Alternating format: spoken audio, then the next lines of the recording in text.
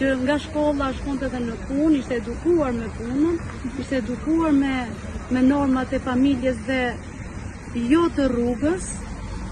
E vërteta e dhimbshme është se Erioni është prerë në vezë nga kjo shoqëri që sot për fat të keq, nëse një fëmijë e edukon dhe e rrit, e harxhon kohën me të, është djalë i mirë, mëson në shkollë, është fat i keq në anën tjetër se një prind që nuk është marrë fare me fëmijën e tij, e ka lënë në hije edukimin e fëmijës së tij, pikërisht ai bëhet arsyeja duke xhelozuar këtë fëmijën e mbar, këtë fëmijën që mëson shkollë dhe duke pasur atë zilin që si ta dëmtoj, si t'i bëj keq.